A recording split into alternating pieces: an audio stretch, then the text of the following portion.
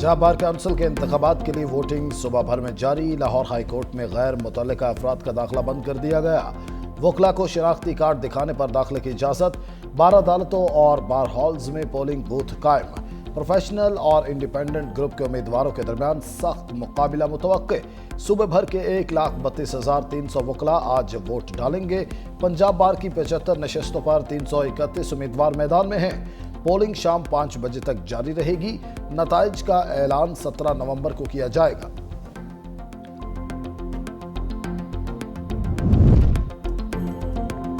Islamabad bar council के इंतखाबात के लिए पोलिंग का अमल जारी। वोटिंग शाम 4 बजे तक जारी रहेगी। डिस्ट्रिक्ट एंड सेशन जजेस ईस्ट और वेस्ट बतौर प्रिजाइडिंग ऑफिसर्स, जबकि 20 जजेस बतौर पोलिंग ऑफिसर्स फराइज सरअंजाम दे रहे हैं। इस्लामाबाद बार काउंसिल की 5 नशिस्तों के लिए 21 उम्मीदवार मैदान में हैं। 6,000 से ज्यादा वकला हक राय दही इस्तेमाल करेंगे। वोटर्स की सहूलत के लिए 20 पोलिंग बूथ कायम किए गए हैं। डिस्ट्रिक्ट जुडिशियल कॉम्प्लेक्स में सिक्योरिटी के सख्त इंतजाम किए गए। इस्लामाबाद में तरक्याती मंसूबों की रफ्तार तेज। वजीर दाखिला मोहसिन नकवी की टी चौक फ्लाई ओवर और शाहीन चौक अंडरपास मंसूबों का जायजा लेने की आमद। CDA हुकाम की वजीर दाखिला को मंसूबों पर ब्रीफिंग।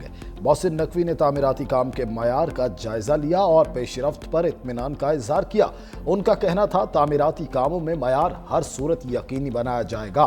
काम की रफ्तार और मयार पर कोई समझौता नहीं किया जाएगा। CDA हुकाम के मुताबिक टी चौक फ्लाई ओवर का 60% काम मुकम्मल हो चुका है। दिसंबर के अवाइल में ट्रैफिक के लिए खोलने का इम्कान है। दूसरी जानिब शाहीन चौक अंडरपास 1 माह में मुकम्मल करने का टास्क दे दिया गया है। और शाह महमूद कुरैशी से साबिक PTI रहनुमाओं की लाहौर में मुलाकात। फवाद चौधरी, इमरान इस्माइल और महमूद मौलवी ने मुलाकात की। PKLI में होने वाली मुलाकात में सियासी सूरत हाल पर ब्रीफिंग। शाह महमूद कुरैशी पित्ते में पथरी के मर्ज के बायस PKLI में ज़ेर इलाज हैं। लाहौर शाह महमूद कुरैशी की सहाफ़ियों से गैर रस्मी गुफ्तगू। कहा, अल्लाह जानता है बेगुनाह कैद हूँ, वही बाहर निकलने का सबब बनाएगा। मुल्क की सलामती के लिए दुआ गो हूँ। ज़राए के मुताबिक PTI रहनुमा महमूद रशीद भी जिना हस्पताल मुंतकिल। उमर सरफराज चीमा पहले ही हस्पताल में ज़ेर इलाज हैं। रिश्वत लेने के मुकदमे में NCCI के अफसरान का मज़ीद 3 दिन का जिस्मानी रिमांड मंजूर। अदालत ने मुल्जिमान को FIA की तवील में दे दिया। अदालत ने एडिशनल डायरेक्टर सरफराज चौधरी समेत दीगर तमाम मुल्जिमान का जिस्मानी रिमांड मंजूर कर लिया। जुडिशल मजिस्ट्रेट ने महफूज फैसला सुना दिया। मुल्जिमान को 3 नवंबर को दोबारा पेश करने का हुक्म।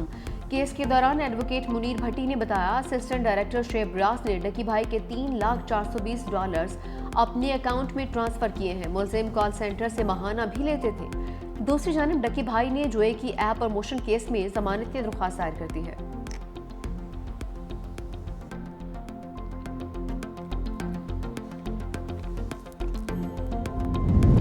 जिसकी मलकियत उसी का कब्जा। वज़ीर आला पंजाब मरियम नवाज ने कब्जा माफिया का बाब हमेशा के लिए बंद कर दिया। पंजाब में शहरियों के मलकीती हकूक़ के तहफ़्फ़ुज़ के लिए ऑर्डिनेंस नाफिज, डिस्प्यूट रेजोल्यूशन कमेटियाँ कायम। हर कब्जा केस का फैसला 90 दिन में होगा। अपील कोर्ट के रिटायर्ड जज की सरबराही में कायम खसूसी ट्रिब्यूनल सुनेगा। खसूसी ट्रिब्यूनल भी 90 दिन में फैसला करने का पाबंद होगा। फैसले के बाद ज़मीन 24 घंटे में वागुजार करवाई जाएगी। वज़ीर आला मरियम नवाज ने डिस्प्यूट रेजोल्यूशन कमेटियाँ 30 दिन में फंक्शनल करने का हदफ मुकर्रर कर दिया। कहा, पंजाब में अब कोई किसी की ज़मीन नहीं छीनेगा। गरीब की ज़मीन का मुकदमा बरसों नहीं चलेगा। मां जैसी रियासत हर कमज़ोर के साथ खड़ी है।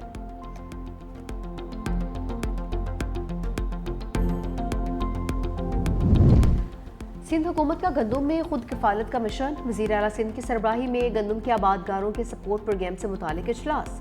वज़ीर आला मुराद अली शाह की छोटे काश्तकारों को फौरी माली इमदाद की रकम मुंतकिल करने की हिदायत। कहा, सिंध में इस साल 22 लाख एकड़ पर गंदम काश्त की जाएगी। सिंध बैंक के पास 4 लाख हारी कार्ड आ गए हैं। गंदम की पैदावार बढ़ाने के लिए 55 अरब का पैकेज मंजूर किया। 4,12,000 छोटे काश्तकारों को यूरिया और DAP खाद फराहम की जा रही है।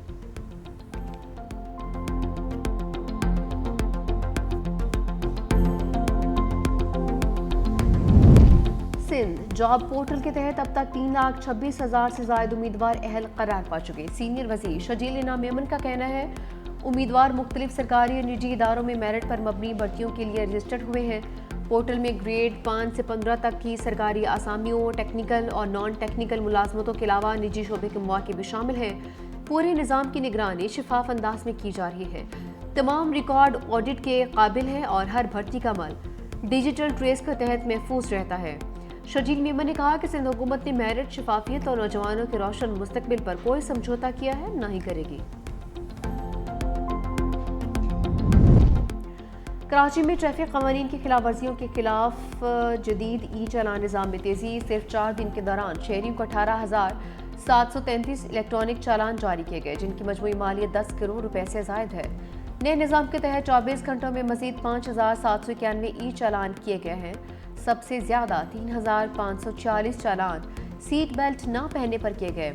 1,555 मोटरसाइकिल सवारों को हेलमेट ना पहनने पर जुर्माने आयद किए गए।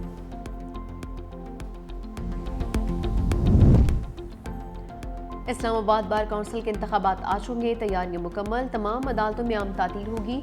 अदालती दफातर मामूल के मुताबिक खुले रहेंगे। पंजाब बार काउंसिल के इंतखाबात का मेला भी आज सजेगा। लाहौर हाई कोर्ट की 12 अदालतों और हाई कोर्ट बार के हॉल्स पोलिंग बूथ के लिए मुख्तस। सूबा भर से 1,32,300 वोटर्स की नई क़यादत मुंतखब होगी।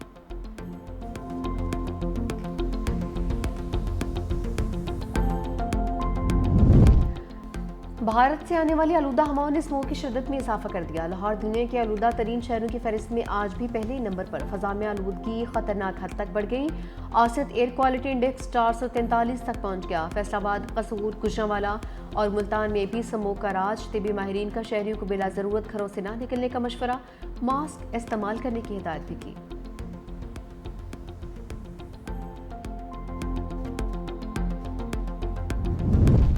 एटमी तजुर्बात शुरू करने के ऐलान पर रूस का शदीद रद्द-ए-अमल। अमरीका के जवाब में एटमी तजुर्बात का इंदिया दे दिया। खबरदार किया, अगर अमरीका ने आर्मी पाबंदी को तोड़ा तो रूस भी जवाबी कदम उठाने से गुरेज नहीं करेगा।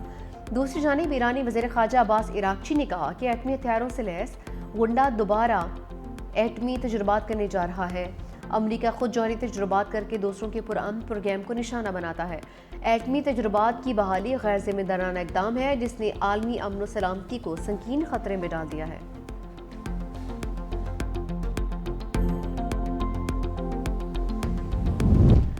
बरतानिया के बादशाह चार्ल्स ने अपने भाई से प्रिंस का लक़ब वापस ले लिया।